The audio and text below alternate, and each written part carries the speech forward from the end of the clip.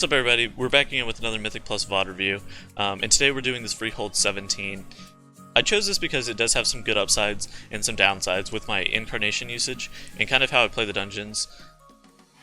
Obviously not everybody's perfect, so having good incarn usage will, generally speaking, be able to help you clear the dungeon faster, and making sure that you have incarn chosen at proper times will help you overall, as it'll help you kill mobs quicker, clear the dungeon faster as a whole, just do all those kind of things. So basically you see me make a mistake here. So clearly I could have gotten 2 incarnation usages at the very beginning, but I didn't realize that we were going to pull this pack, and Shakib kind of says, hey, what if we pulled this, like, on the fly? So I wasn't really ready for it, as you saw me like running up the stairs and then I had to like run back. So being able to do that is a pretty big deal. As for my Azerite that I chose to use here, I chose 2 Streaking Stars and 1 Archive of Titans. Some people were not super thrilled with how I chose Lively Spirit in the last dungeon review. I do think Lively Spirit is by far the best Mythic Plus Azerite pieces for you to choose, but it is very difficult to be able to pull off in pugs with bad healers or healers who don't understand what's going on. So I did choose these 2 Streaking Stars and this 1 Archive of Titans for this reason, and this reason alone. Streaking Stars and Archive of Titans are actually not that bad, especially in Mythic Plus, where everything is kind of cooldown based for Moonkin as a whole. You don't really do damage outside of cooldowns, so the Streaking Stars and the Archive of Titans being able to kind of pummel bosses and everything else is a pretty good choice overall, if you don't have Lively Spirit or you're pugging pretty consistently or whatever else, right? So with that said, we did this first pull, and now we're doing this Corsair by herself as she is infested, so we're making sure that we're able to kill her and then kill the infested mobs that spawn after she dies. Additionally, this is done on the Enraging effects, so you as a Druid, on the Enraging effects, you're able to dispel Enrage effects with Soothe. This also accounts for the Enraging effects itself as well. So you're going to see a shroud past these mobs right here to get to the room of the first boss, Captain Kragg, and then additionally we're going to have to do 1 pack in order to start the RP to trigger the boss spawning.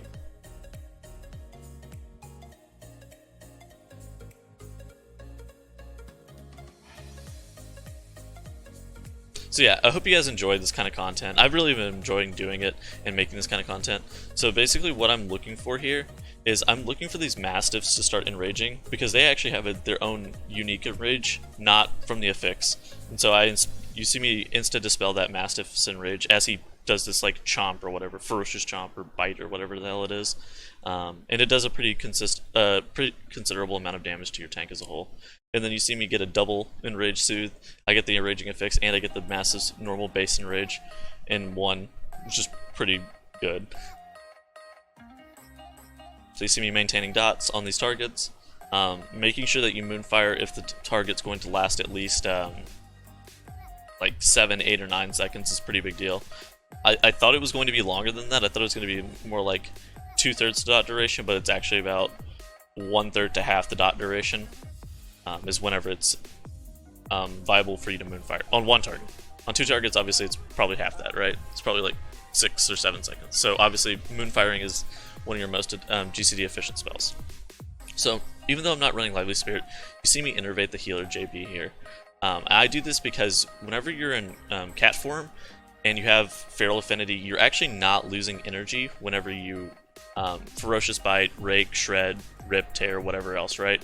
So him having unlimited energy while in cat form allows him to crank out a very large amount of damage, especially early on in the fight with Innervate. Even though I don't have Lively Spirit, it's still GCD efficient for me to cast that on JB as he's getting more damage out of it.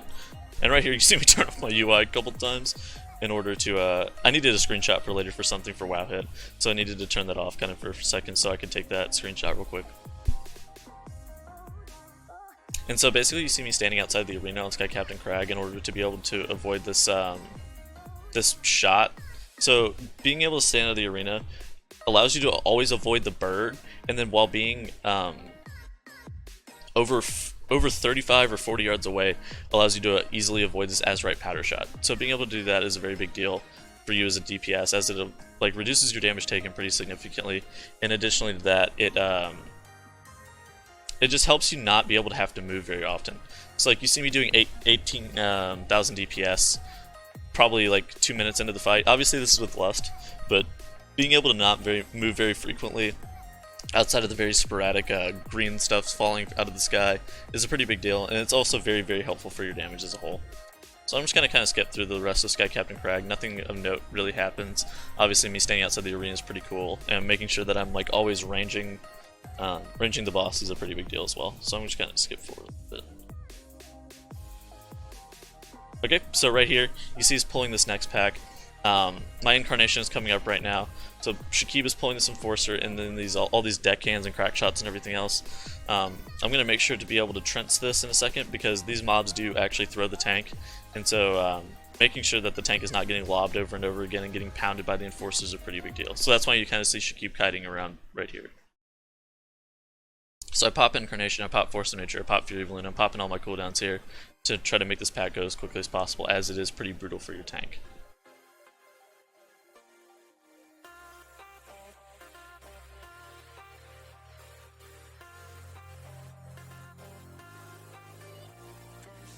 Additionally, these mobs do apply a poison effect that you see JB dispelling every single time, because he has a dispel for it every single time, so I don't need to be looking. But if you don't have a healer that can dispel poisons for whatever reason, you as a Moonkin can also dispel poisons. So that is something that you should be looking to do.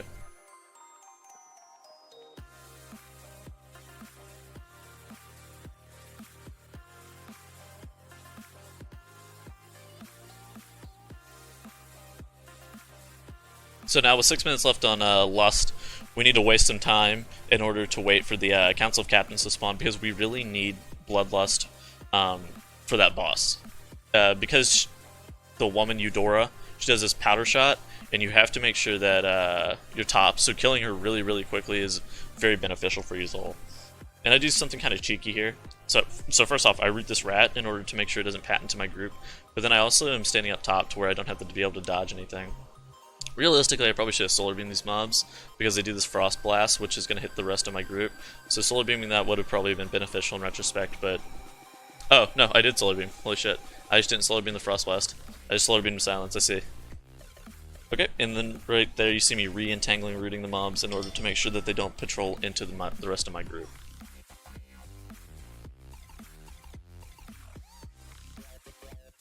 See me cast a Swift Man on Shakib as he's getting kind of low, and JB's running around doing something. I don't remember exactly what he's doing. I'm pretty sure he's starting the RP for the event. So Shakib was actually kind of doing this without a healer, if I remember correctly. So I needed to make sure that I was healing him, and Podrick casted his pet heal on Shakib as well. And so you see me rerouting the rat. Mistake, but whatever. I thought we were going to do the rat next, and then we end up running and doing these yellow mobs. So okay, whatever. And so you see us killing these Gahoons. And so we're making pretty good pace for the dungeon as a whole. And so you see my cooldowns coming up in about 30 seconds. And so Shakib's sitting there asking, hey, do you guys have cooldowns or whatever? And it's like, yeah, I have cooldowns in like 15 seconds. So we stand here, wait a second. I have AP for this pack. Like, obviously sitting at 58 AP going into this pack is a pretty sizable amount. I'm sitting here dotting up, moonfiring up all the targets. I should have sunfired first in retrospect, but it's like it's not really that big of a deal. So you see the blind rage go off on a melee. I insta dispel it. You can actually dispel the blind rage, and it cancels the fixate. That's a pretty big deal for melee as a whole. So you see me keep getting yoinked in. I'm pissed. I drop Force of Nature as Shaq calls for it, and I'm basically just popping all my incarn, using all my AP, and trying to kill this pack as quickly as possible, as it is pretty high priority. You see Tanner getting low there. I swift mend him. I think he's gonna... I don't think he actually does on this pack. I think he does next pack. So you see Shaq starting to kite. I Typhoon. I think JB's gonna Typhoon next. Yep, right there. And we're pretty much home free on this pack. This pack kind of sucks because they do yank you in all the time, and it's like, if it lines up poorly, you can just get insta-killed sometimes. So it's like, it's kind of questionable to be pulling those mobs together as a whole. But overall, it went well, that pull for us. So right there, we freezing trap the Buccaneer in order to be able to do the Crusher and that pack together. Consolidating trash, again, one of the most important things that you can be doing in a dungeon in order to cut down on your time as a whole. So you see me stutter step cancel cast because I have a volcanic beneath me and I need to be moving a little bit, which is not super sick for my damage, but it's really not that big of a deal in the grand scheme of things. I get yoinked in again, And I'm holding Trents for whenever these mobs enrage and whenever Shakib calls for it in a second. So holding Trents for the tank damage is the most important part. Trents for damage is obviously like okay, but Trents are not used for damage in Mythic Plus. They're used for helping your tank live. And that's something that that's one of the concepts that I want people to be able to understand. Yeah, sure, Trent might send the highest on pure single target, but they're not taking a Mythic Plus for damage. They're taking a Mythic Plus because they help your tank survive for significantly longer periods of time, especially in melee, especially against mobs that in Battle for Azeroth Mythic Plus, mobs melee very, very hard, and Trents are pretty much mandatory for some of these dungeons, like Motherlode and all these other dungeons, which are very trash. Which the trash is the primary source of wipes and everything else in these dungeons, as the tank does not have as many tools for survival anymore in Battle for Azeroth. On lower level keys, there is merit, however, to take Warrior Balloon or Nature's Balance if you believe that it's going to be good, but generally speaking, Force of Nature is just too safe, and you don't give up enough to where it really matters too much.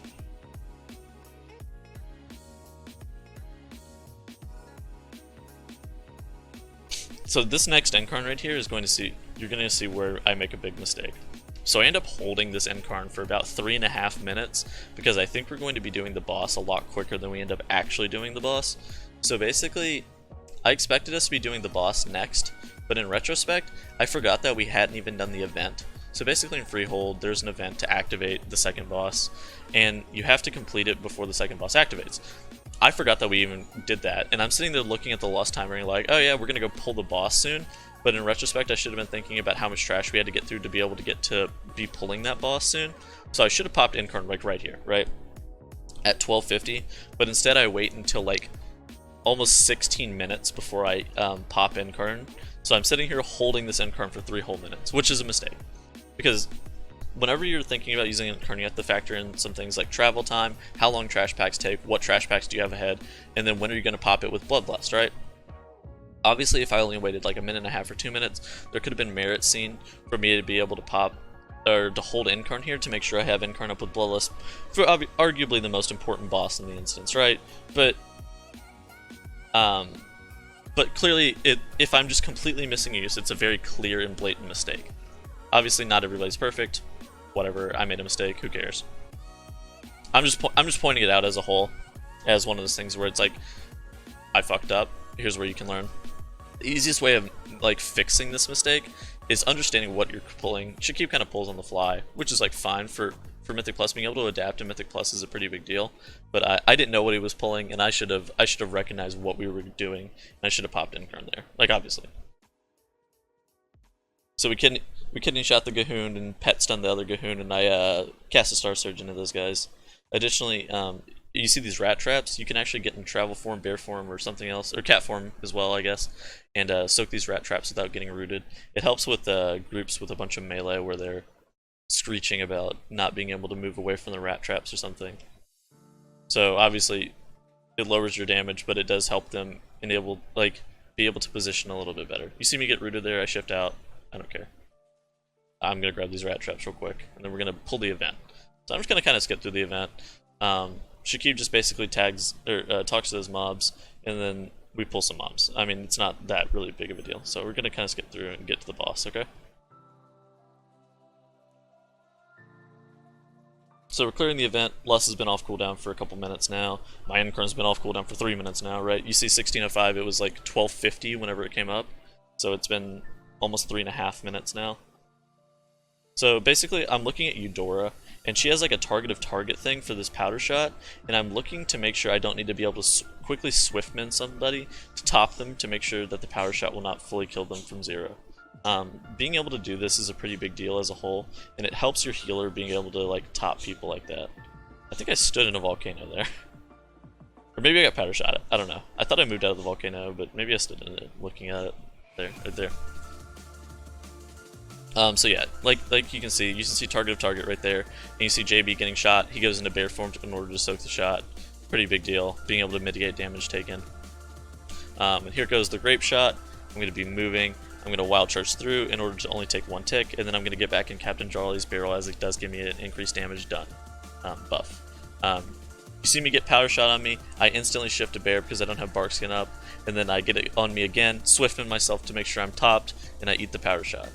And I'm fine.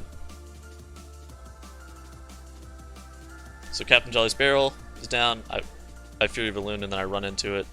Then we got a grape shot. I'm going to wild charge out of the arena even, to where I don't even take any damage from the grape shot. I'm sure it might cost us a couple seconds, but as a whole, it saves me survivability. There's no chance I'm going to get one hit by powder shot here. There's nothing wrong with stepping out of the arena for just a half second or a second just in order to avoid the grape shot, even if it means that you're ranging the boss for a couple seconds. Because in high-end Mythic Plus, survivability is the #1 thing. It's not about damage, it's not about like anything else, but being able to make sure that you never die will help you complete dungeons faster than any other tip that I can give you. Don't die. It's easy. So you see Eudora is going to fall here. And then once Eudora dies, this fight's pretty much free money, dude. We're going to make it pretty easily out of this encounter once Eudora dies. Because the powder shot is honestly the most bullshit mechanic, if we're being real.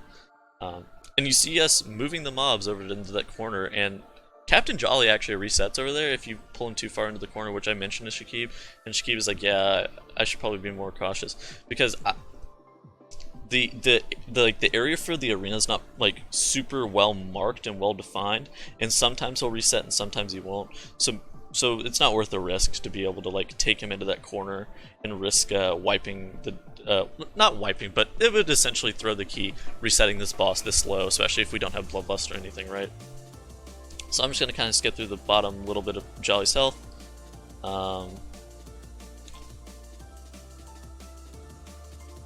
Jolly goes down! Woo! Okay, and now we're on to the Ring of Booty and the RP and the stuff associated with that. So you're going to see us distract that pat on the left, and we're going to shroud our way through. There goes the distract, and we're walking through. So we started the RP a while ago, so this pig is bugged right here. I accidentally click on JB, but we get the pig anyways, fortunately enough for us. JB runs around the pig to show us off his prize. Woo woo woo woo woo woo woo. Alright, and I'm going to pop Incarn here, as I don't want it. I don't care to have Incarn for Ludwig. I do want it for the Thorak the Shark Puncher guy, but Ludwig is not that big of a deal. So I'm going to pop Incarnation here, and it will be back up for Thorak the Shark Puncher. So this is also a pretty good pack to Solar Beam as a whole, as it does have the Frost Bolt guys, which will make your group go kind of low and slow them and everything else, which is not super sick, because that cast does actually do a pretty considerable amount of damage as a whole.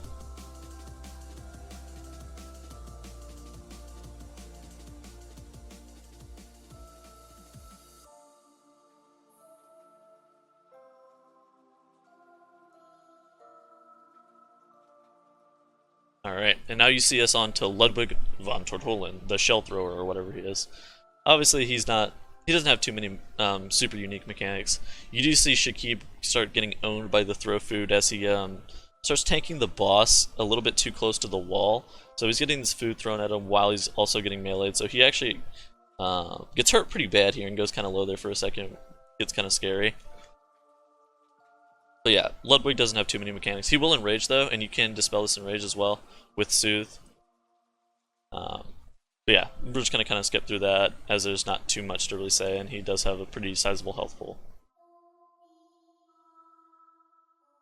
And so now we're going to pull some more trash for a little bit, while we wait for Thorak the Shark Puncher to spawn.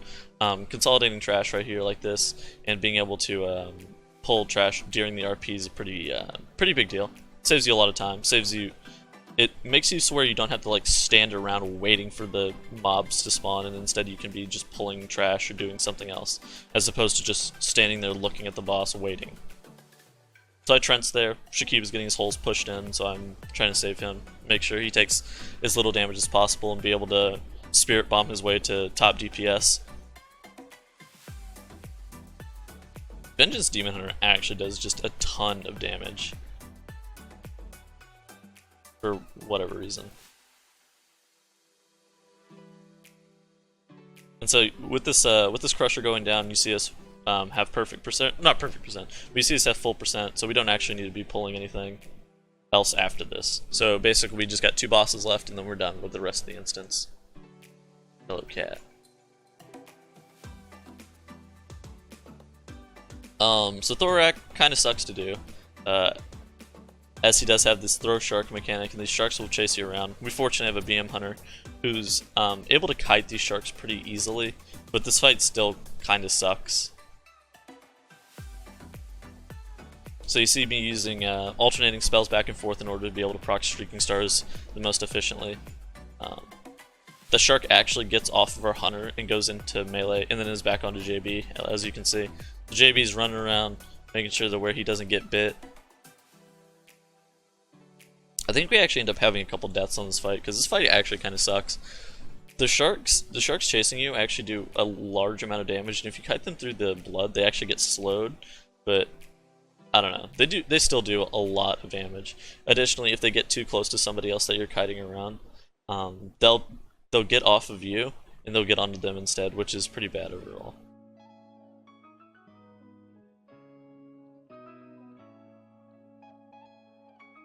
So he throws the shark on me. I'm running away. I'm running away. Dotting, dotting, running, running. I mean, I don't... Like, my top priority right here is not... JB died. I don't know what JB died to. He, like, walked into the shark, I guess. And I almost ant myself into the swirling thing, too. So I res JB here, as I get a second of breathing from the shark. I Swiftman myself and then res JB. So yeah, no, we got really low there for whatever reason. This fight kind of sucks for this reason right here, because your healer can't really cast, and I can't cast well. This fight sucks for me too, because I have to like run away from sharks occasionally. And obviously it's not super optimal to be spamming dots while running around, right? But sometimes it's one of those things that you have to do in order to get the shark off you, because obviously living on this fight is more important than anything else. Also making sure that you're not in between a shark and the boss whenever he charges out to pick up the shark is a pretty big deal, as it'll save you a lot of damage. You see me being pretty good about that, being away from the sharks whenever he's looking to charge. I'm also trying to swift mend sometimes whenever I can in order to help and make sure that nobody dies here.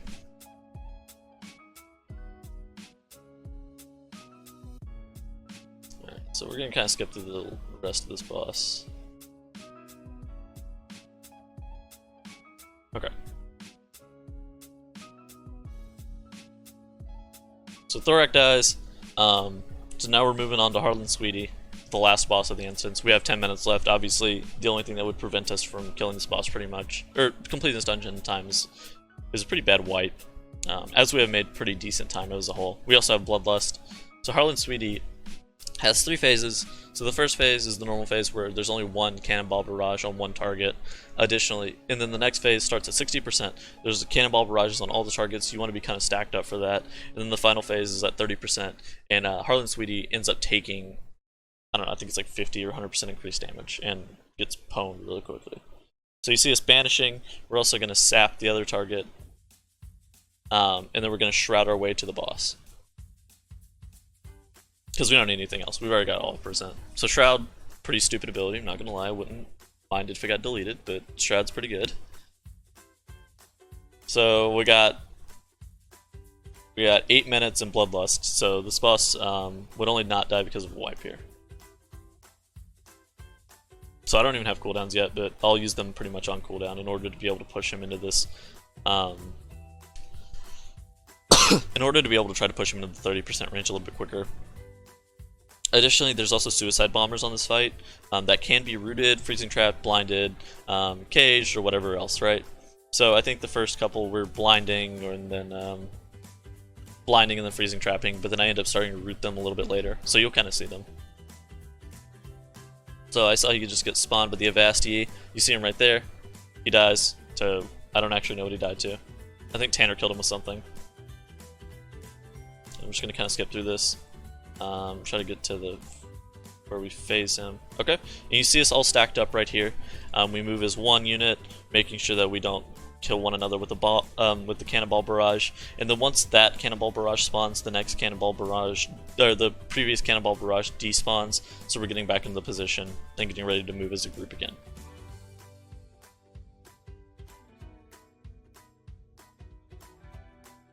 And so you see me popping cooldowns there. Probably could have saved them for 30% for maximum DPS in order to kill the boss quicker, but honestly getting the boss to 30% is probably more important as for group damage and for group killing the boss faster as opposed to my overall damage. And that's something that you need to learn, is that what's best for completing the dungeon quickest isn't always best for what's better for your overall DPS, which is like, it's just one of those things. And so you see us have the suicide guy sitting there rooted, and us having to like walk into him, but he explodes and kills himself before we even get the cannonball barrage thing. So pretty much the only thing that could wipe us here is probably suiciding with those barrages would probably do it, and we just had horrendous barrage placement there. Additionally, getting knocked into the trash would insta wipe the dungeon probably as well. So now you see Harlan taking increased damage taken. My Fury Villain just comes up, so I'm popping into him. Popping off, dude. Doing some damage now.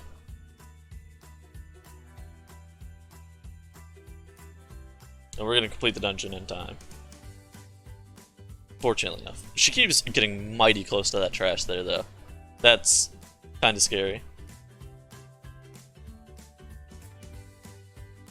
And he's getting really low. Okay, man, whatever. We were really close to... He was close to dying here, I guess. You can actually walk through the cannonball barrage. It doesn't actually do too much damage to you. So walking through is actually not that big of a deal. And so that would be 17 Freehold. Timed, by the way. So, again, like I said, I did this with, what is that bit donation? Okay, anyways. So yeah, like I said, this was done with 2 Streaking Stars, 1 Archive of the Titans. I hope you guys enjoyed the video, and I hope you guys learned a lot, and comment below if you enjoyed the video, and I'm going to keep trying to do more videos like this as well in the future. Alright, later guys, thank you!